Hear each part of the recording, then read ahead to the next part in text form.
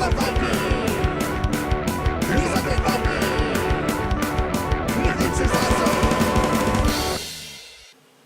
everybody, this is me, the Undead Viking, the role-playing game video blog entry for August 14th, 2018.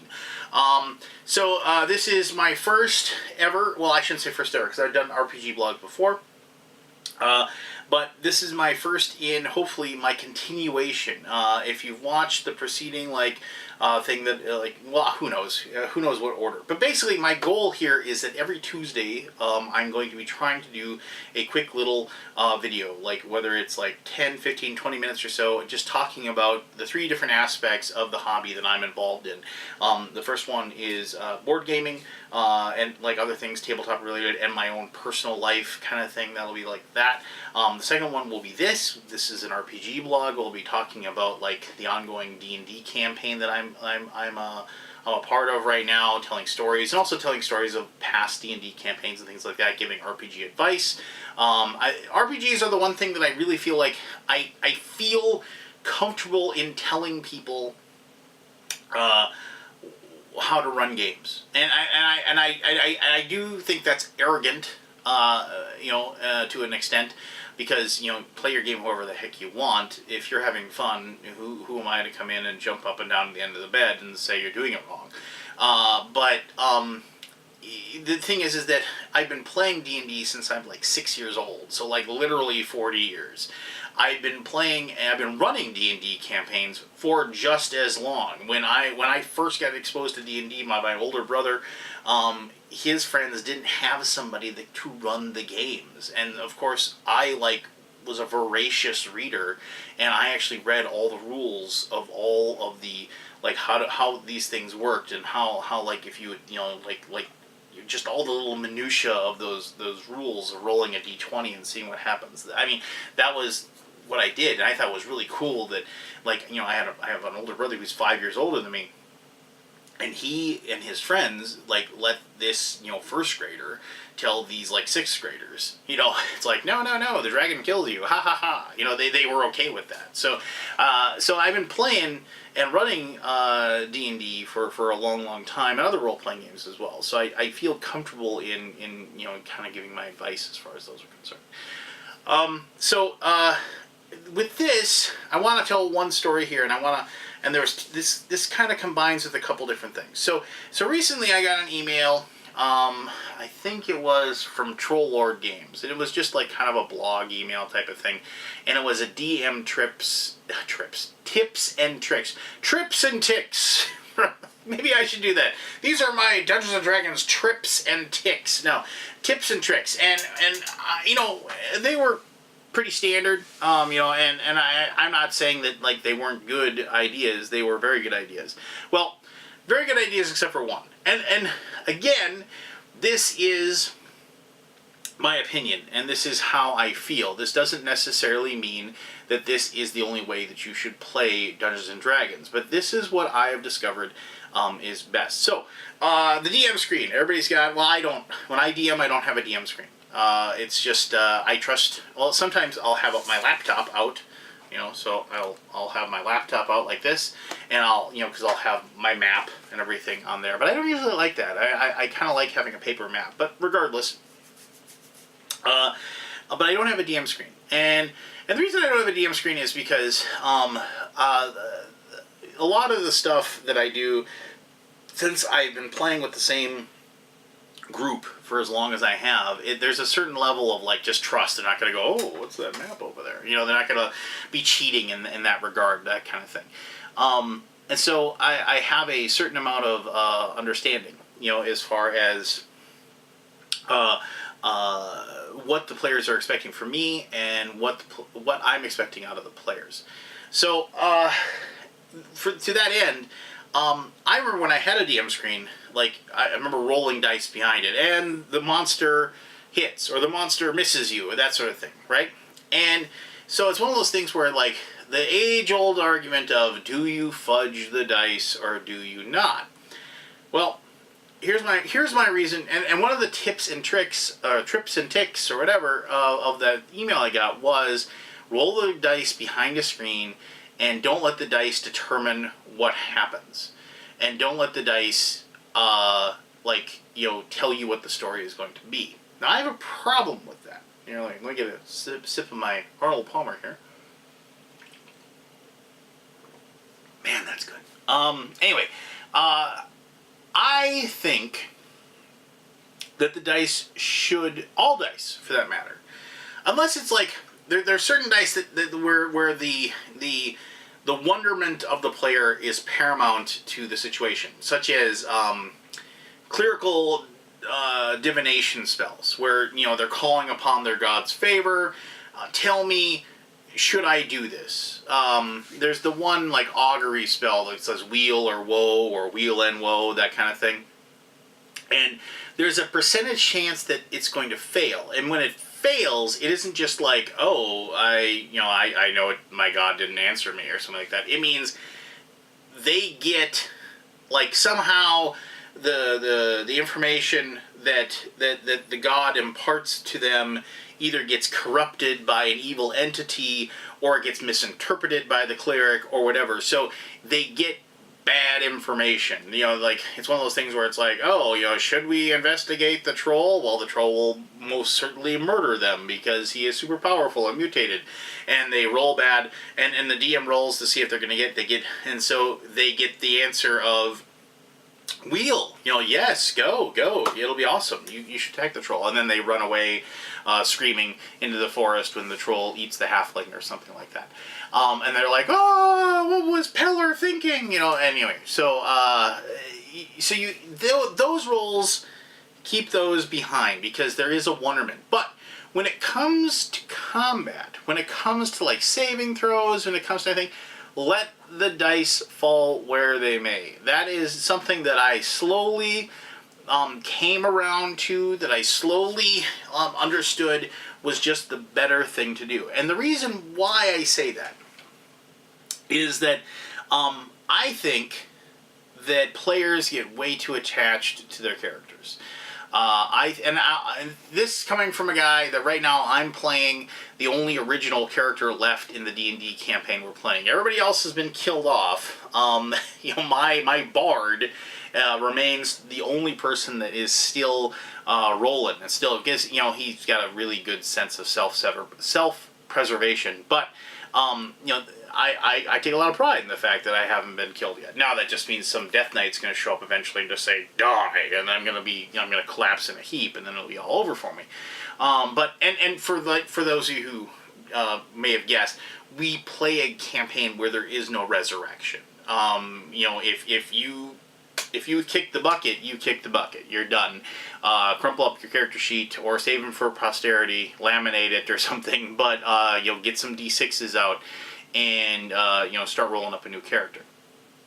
Now, I think players get too attached to their characters. I think a character's life can be defined by 2 or 3 adventures and then them dying in some glorious or not glorious fashion. And I think that those stories of those characters are eminently better than ones that they're preordained heroes that are never going to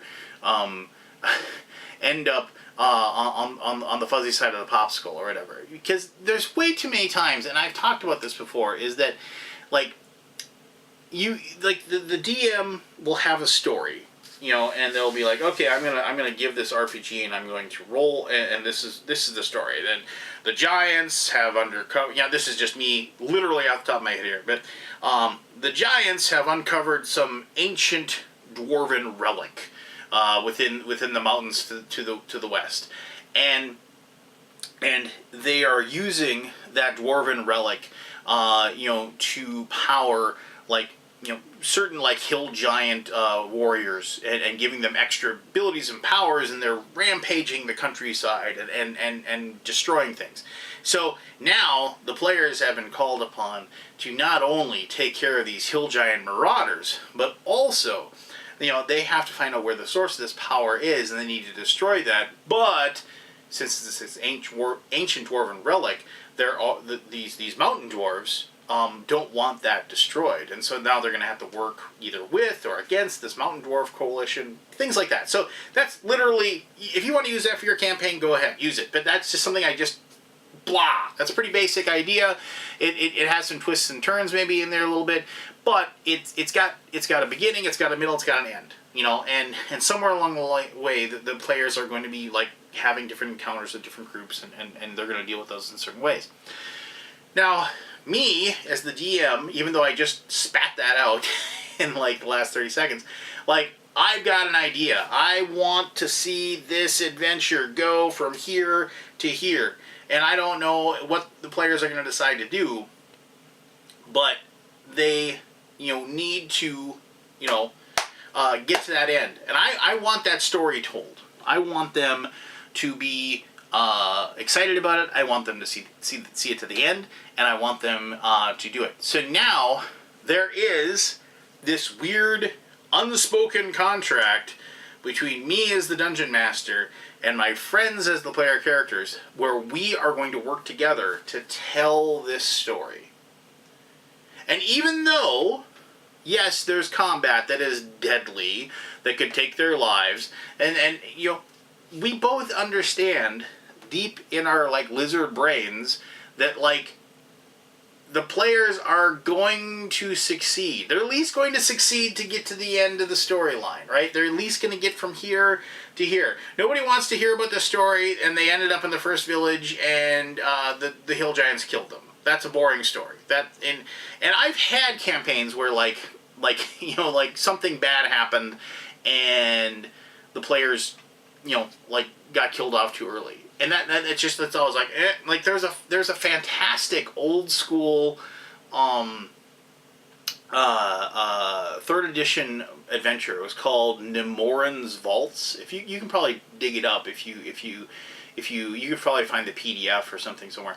It was a really, really good adventure, and I remember running my players through that. But it was actually fairly deadly if you went too far into it, and like you overextended yourself a little bit too much, you could run into too many hobgoblins. And that was kind of like the whole, what ended up killing a party on the very first time we played it, was that, they basically went too far into the cavern and the hobgoblins were able to get behind them, and a few lucky rolls, a few people, like getting critically hit, those types of things, and all of a sudden they were running for their lives and they didn't survive. And then the campaign was over before it really even got started. Good adventure, track that one down. But you have this, as I said, you have this like decision that you're going to tell this story, and you get to that point, and it's just like nobody ever expects. I've had players at my table say, "Let's just go ahead," and I knew this was like kind of like one of the big kicking off points of when I stopped rolling dice behind the screen. One of the biggest moments was I actually heard a player say, "Let's just go into the cave and attack the ogres," or whatever it was, because Lance isn't going to let us die anyway. And that metagame thing kind of exploded in my face, and that was when I was just like, no, I can't do this anymore. Because Dungeons and Dragons is supposed to be scary and difficult and deadly, and I had removed the scary, I had removed the difficult, I had removed the deadly.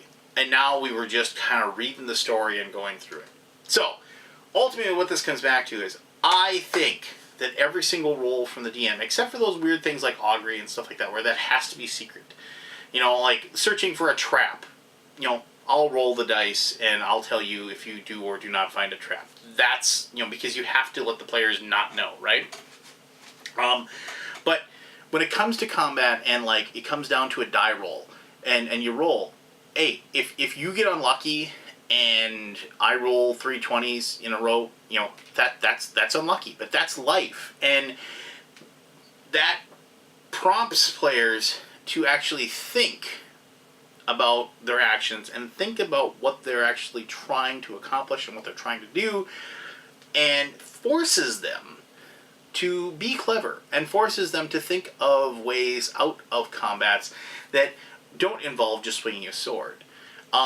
Recently, what the combat that ended up killing off the last of the other original characters in the campaign that I'm playing was and admittedly, like my bard really in the campaign, he really upset the king of the thieves, and the king of the thieves sent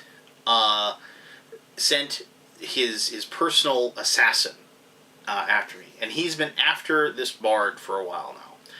And we ended up in a situation where the assassin showed up with his little army that he runs around in, and my character's thought was, like, I can run fast. You know, I'm a quick guy. I'm a human. I'm tall, and the assassin's a dwarf. And the fact of the matter is that they are after me because they're mad at me.